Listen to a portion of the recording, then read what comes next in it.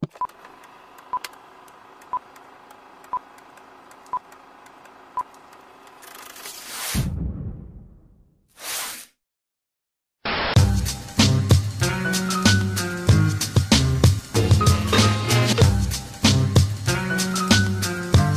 Bricmont, bonjour. Bonjour, Jonathan.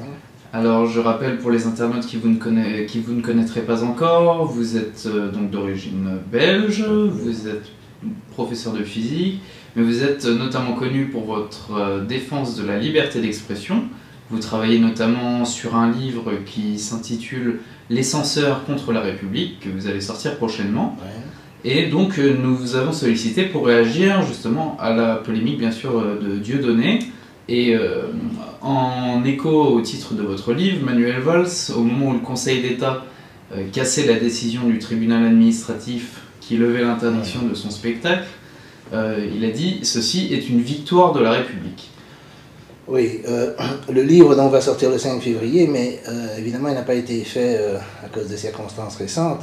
Je ne m'attendais pas à ce que le ministre de la Police fasse la promotion de mon livre, mais apparemment c'est ce qu'il est en train de faire. Mais bon, une victoire de la République, je pense que c'est une défaite de la République.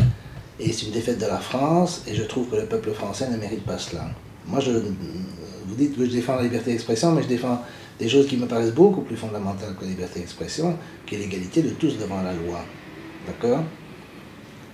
Alors, l'égalité de tous devant la loi, ça s'applique aussi aux gens qui vont voir les spectacles de Dieudonné. Est-ce que les Français, qui sont manifestement de toutes origines et de toutes convictions politiques, qui vont voir les spectacles de Dieudonné, ont le droit de les voir?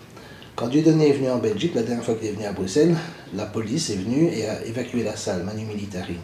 On a dû constater par la suite, parce qu'on met des flics maintenant dans les spectacles pour surveiller les paroles, qu'il n'y avait rien d'antisémite, d'homophobe, enfin toute leur liste de paroles soi-disant à réprimer.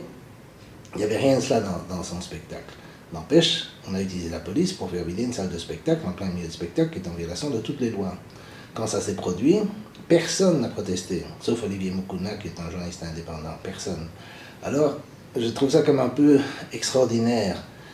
C'est la même chose en France. Tous les médias sont déchaînés sur Dieudonné. Tous les gens qui, soi-disant, défendent Dieudonné doivent commencer par dire « Oui, oui, il faut le combattre, mais c'est pas la bonne façon de combattre. Valls ne s'y prend pas bien. » Mais ça, c'est le plus loin qu'on puisse aller, c'est le fait de la publicité, etc., etc. Alors qu'on veut l'assassiner financièrement, lui supprimer tous les spectacles, lui supprimer son théâtre, et probablement l'empêcher de jouer dans le Dieu-d'Aubus, parce qu'on dirait que le Dieu-d'Aubus ne peut pas stationner, et on fera la même chose avec le Dieu-d'Aubus, donc il ne pourra jouer nulle part. Ça, c'est l'idée. Alors, c'est ça, faire de la publicité. Mais le problème, évidemment, c'est quid des gens qui veulent voir son spectacle? Est-ce qu'ils ont le droit de le voir ou ils n'ont pas le droit de le voir? Est-ce qu'ils ont le droit d'interpréter son humour à leur façon? Est-ce qu'ils ont le droit de voir du deuxième degré là où on en voit du premier? On dit que ce sont des meetings antisémites. Mais je voudrais qu'on me définisse l'antisémitisme. On me dit que c'est la haine des juifs pour ceux qui sont et pas pour ceux qui font. Alors je vais prendre quelques exemples de propositions qui ont toutes été considérées comme antisémites ou qui le sont encore. Premièrement, le droit au retour des Palestiniens, qui a été confirmé par l'ONU lors de la création d'Israël, le droit au retour en leur terre des Palestiniens chassés, ou à défaut de leurs descendants. Si des gens peuvent retourner chez eux, entre guillemets, après 2000 ans, pourquoi des gens ne peuvent pas retourner après 50 ou 100 ans? Est-ce que cette discrimination entre les gens en fonction de leurs origines n'est pas raciste? Est-ce qu'on peut poser ces questions? Est-ce que c'est antisémite? Si c'est antisémite, tout le Moyen-Orient est antisémite, sauf Israël, bien sûr. Est-ce que c'est antisémite de dire que si Israël a des armes atomiques, l'Iran a le droit d'en avoir? Que ce sera une arme de dissuasion de la part de l'Iran? Est-ce qu'on a le droit de le dire ou pas?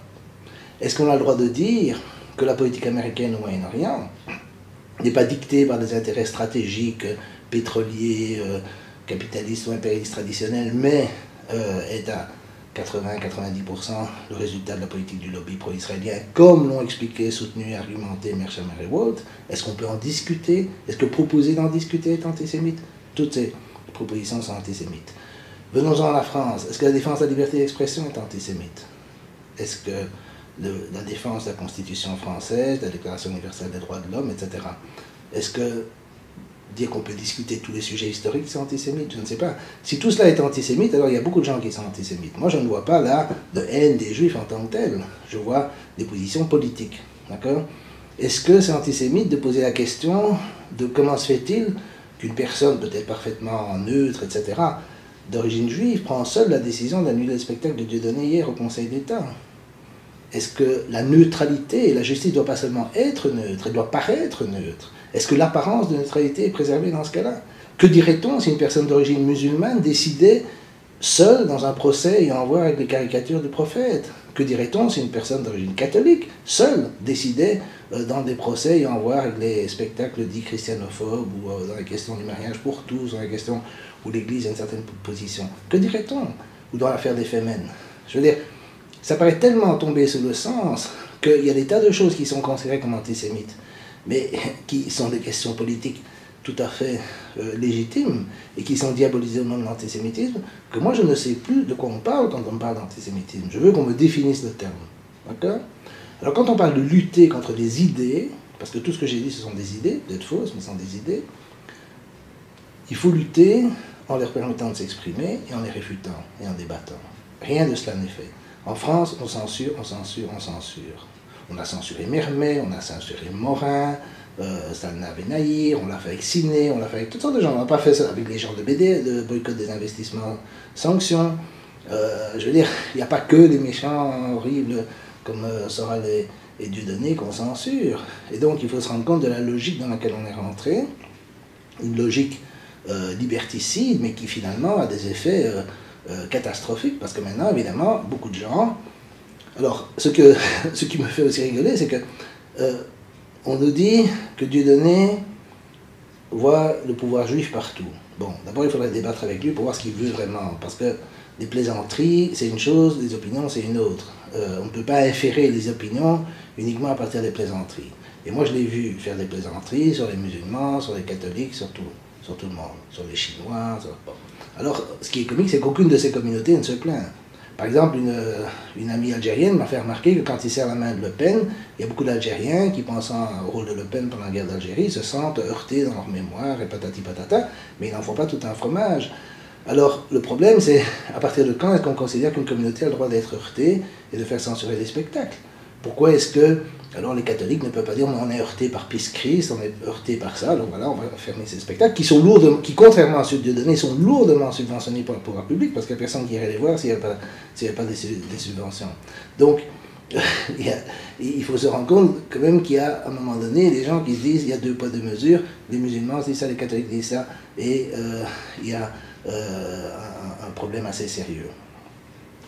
Alors, je pense qu'on est rentré dans une espèce de folie. On voit que des jeunes maintenant sont arrêtés, mis en garde à vue pour faire le signe de la quenelle. Oui, c'est 2 lycéens qui avaient fait ça dans leur accusés. établissement et ils ont été virés parce qu'ils ont été accusés par un professeur d'avoir fait une apologie de crime contre l'humanité. Oui, c'est ça. Donc maintenant, un geste de la main est une apologie de crime contre l'humanité. Est-ce que le peuple français peut prendre conscience du degré de dictature dans lequel il se trouve? Est-ce qu'il peut y avoir un sursaut de dignité? C'est une question de dignité humaine. Est-ce qu'on peut admettre que si on en arrive à ce point d'extrémisme, ou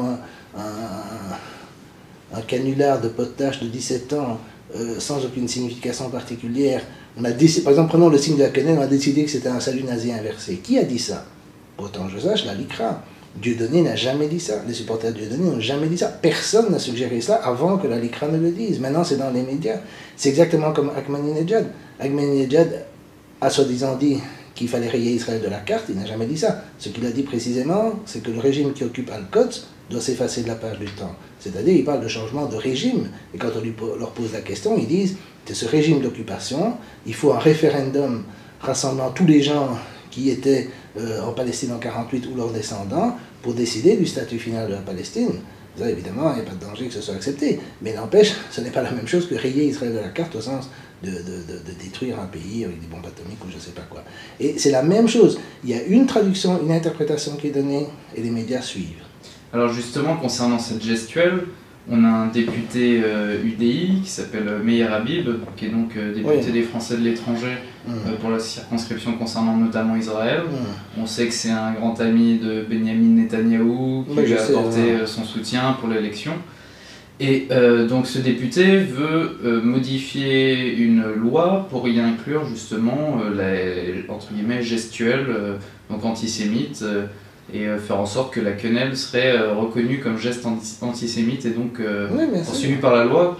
Vers quoi on se dirige Mais oui, si maintenant les bras m'en tombent, si j'ose dire, je veux dire, si maintenant, comment dirais-je, l'endroit où on met sa main par rapport à un bras, est-ce qu'on pourra faire ça, est-ce qu'on peut se mettre comme ça, je sais pas. Quand Dieudonné, par exemple, fait un salut comme ça à ses partisans hier, je crois que c'est Itélé qui dit il fait un salut nazi. Je veux dire, est-ce que le peuple français peut se réveiller? Est-ce que le peuple français n'a plus aucune dignité, plus aucun amour-propre, plus aucune...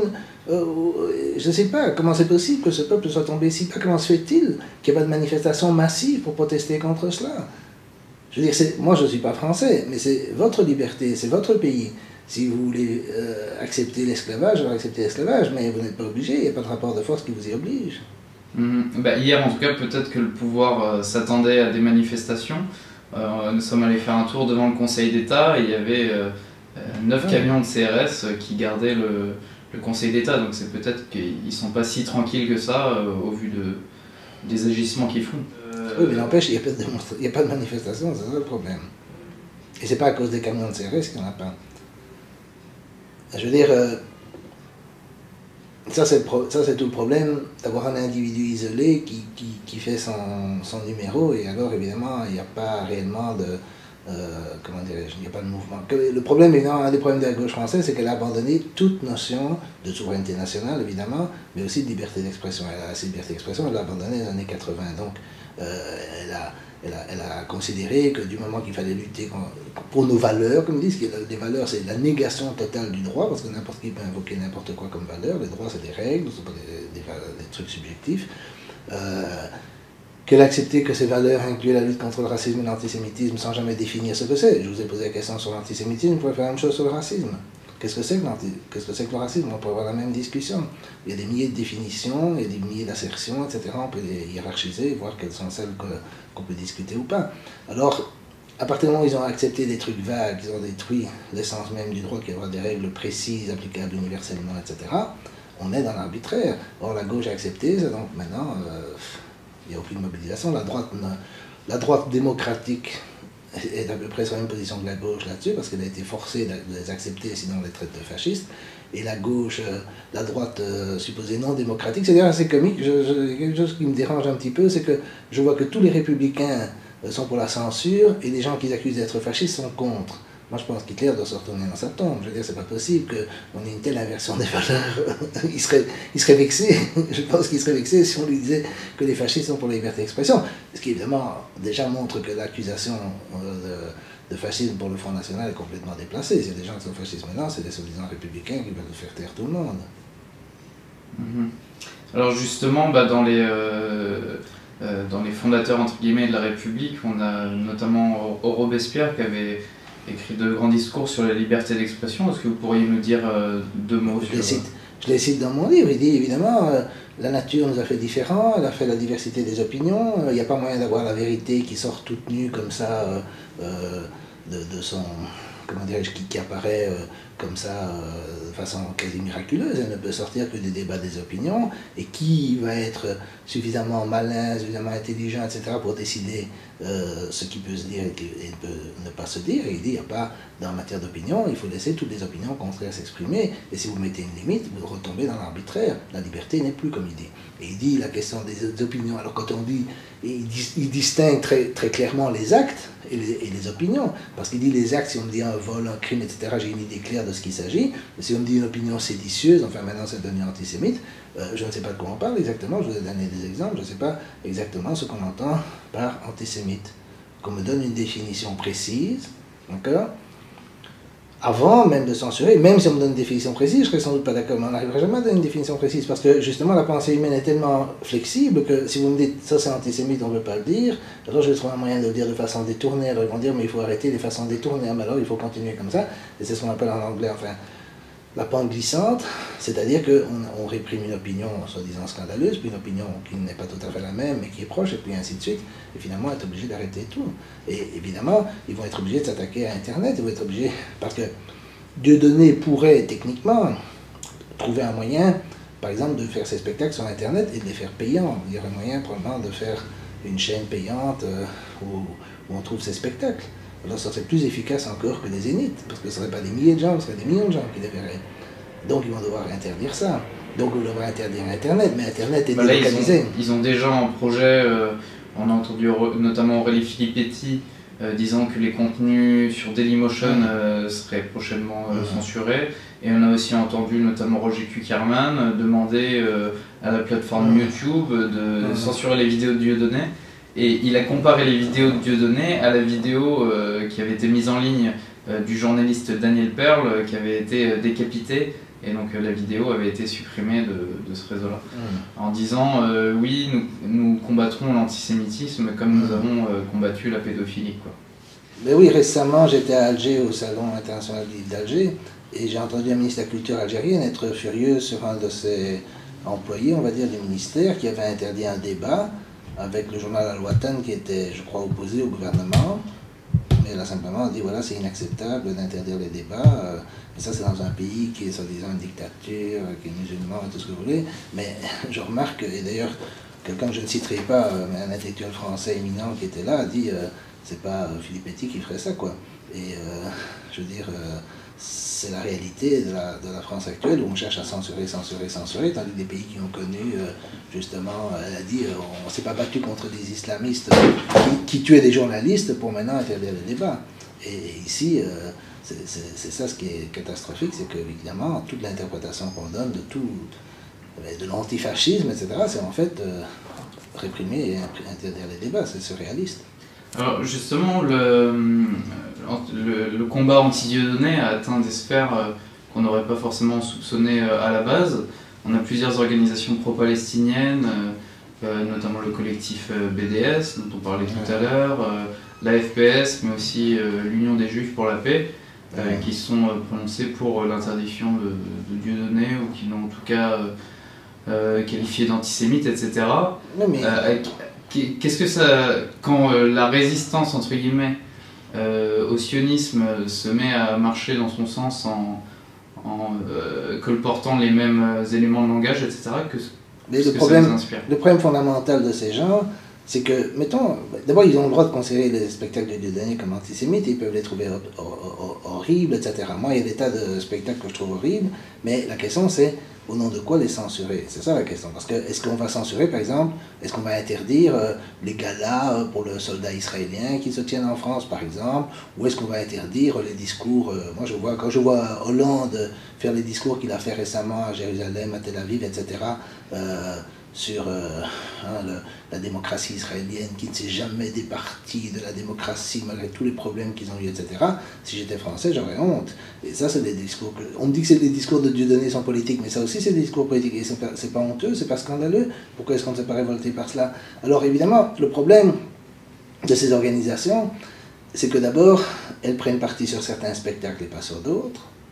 Et elles ne se rendent pas compte que la lutte contre l'antisémitisme, comme je l'ai dit, sans que le mot soit défini, sans que les droits de l'homme soient respectés. Est-ce que les antisémites ont les droits de l'homme? Est-ce qu'ils ont des êtres humains? C'est la question à poser. Est-ce que, je sais pas, la déclaration universelle elle était pour la liberté de parler d'opinion, elle ne disait pas d'opinion, pas antisémite, d'opinion. Bon. Alors, aucune de ces questions n'est jamais posée par ces organisations. Alors, ce qu'elles ne veulent pas comprendre, et que je leur ai dit depuis un certain temps, mais ça ne demande pas leur amour à mon égard, mais c'est que, évidemment, comme l'arme principale qui fait que la politique est alignée sur Israël en Occident, pas seulement en France, mais ailleurs, c'est l'arme de l'antisémitisme. Tant qu'on ne clarifie pas, la signification du mot, 2, la liberté d'expression, même pour les gens qui ont des opinions que moi je considérais comme antisémites. D'accord? Tant qu'on ne clarifie pas cela, on donne de facto au pouvoir aux organisations qui abusent de cette notion, la possibilité de censurer les gens, d'attaquer, de diffamer, de patati patata. Alors évidemment, n'importe quel politicien un peu opportuniste, il ne faut pas être très opportuniste pour comprendre que la carrière est finie si on dit un mot de trop sur Israël. Quand on a un jeune socialiste des Pyrénées orientales, je ne sais pas quoi, Pyrénées-Atlantiques, enfin, dans le sud de la France, qui dit j'ai honte de mon ministre, etc., je soutiens Dieudonné, hop, il doit démissionner. Alors tu crois que le maire de Lyon, de Lille, etc., ou je ne sais pas, de n'importe quelle ville, ou évidemment n'importe quel ministre, n'importe quel député, sénateur, etc., va oser prendre des positions sur la liberté d'expression des Français ou sur le droit des Français? Et de nouveau, la question n'est pas Dieudonné. Mettons Dieudonné est horrible, ok, il est horrible. Mais les gens, les citoyens français qui ont envie de le voir, ils ont le droit de le voir ou pas? On ne répond jamais à cette question. On ne pose jamais cette question. Ils tombent dans le piège, toutes ces organisations tombent dans le piège de la lutte contre l'antisémitisme, qui est une gigantesque arnaque. Et la lutte contre l'antisémitisme fait monter l'antisémitisme. De plus en plus de gens maintenant se mettent à citer Voltaire, mais pas sur la liberté d'expression, mais Voltaire qui disait: si vous voulez savoir qui a le pouvoir, demandez-vous de qui on ne peut pas parler. De plus en plus de gens disent ça, et moi je dis à mes amis, juifs, sionistes ou pas, peu importe, faites attention. Vous faites la même erreur que tous les systèmes de censure, de liberté d'expression dans le passé, l'Église catholique, les pays socialistes, etc. Et ça va se retourner contre vous. Tout ça va faire exploser l'antisémitisme au lieu de le combattre. Il faut vous rendre compte de ça maintenant. Si vous n'avez pas les juifs, c'est votre affaire, pas la mienne. Moi, j'ai rien contre les juifs et j'ai pas envie de faire monter l'antisémitisme. Si vous le faites, ben, ça c'est votre affaire, mais il ne faut pas vous plaindre après. Oui, puisqu'on a notamment eu Arnaud Klarsfeld qui disait: oui, les spectacles de Dieudonné sont des meetings anti-juifs, donc les gens qui vont dans ces meetings anti-juifs vont ensuite tuer des enfants à la sortie des écoles. Pourquoi alors certains spectacles de Desproges ne l'étaient pas, ceux de Coluche, je ne sais pas. Je veux dire, le problème des spectacles, c'est que les gens les interprètent comme ils veulent. Quand je vois Gérard Proust qui dit coloniser la Palestine, pour coloniser il faut exploiter les ressources, mais en Palestine, à part si on veut des Mercedes des années 60, l'huile d'olive et le sable, je vois pas, tout le monde rigole. Alors si on peut rigoler de ça, pourquoi on ne peut pas rigoler des colons israéliens? Tous les ennuis de Dieudonné ont commencé parce qu'il s'est moqué d'un colon israélien. Alors il faut savoir ce qu'on veut. Ou bien tu vois, moi j'ai toujours dit, je ne suis pas, à la limite, on pourrait interdire ces spectacles si on faisait un procès contradictoire, où on montre toutes les autres formes d'humour, Desproges, Coluche, mais aussi Gérard Proust, aussi comment dirais-je, Nathalie Sarraute qui dit voilà, regardez-nous les Juifs, comment on a exploité notre Shoah, on l'a vendu partout, on s'est couvert d'argent, etc. Et les Arméniens, tout ce qu'ils savent faire, c'est s'asseoir dans la rue. Bon, peut-être pas ce qu'il y a de mieux, qu'on montrerait les photos des couvertures de Charlie Hebdo, montrant Dieudonné avec un petit cerveau, appeler ça un point de détail, peut-être pas ce qu'on fait de mieux en matière d'antiracisme, sortir les blagues de Carlos, qu'est-ce qui sépare l'homme de l'animal, la Méditerranée, etc. etc. Qu'on ressorte tout ça et qu'on compare tout cela avec les blagues soi-disant antisémites de Dieudonné, et qu'on me dise où est le scandale, où est qu'est-ce qui est choquant, qu'est-ce qui ne l'est pas, ou qu'on refasse le sketch de Michael Lieb, l'Africain, où il dit non, c'est pas les lunettes, c'est mes narines, etc. etc. Je sais pas, si ça c'est antiraciste, alors je sais pas ce que Dieudonné a tellement scandaleux.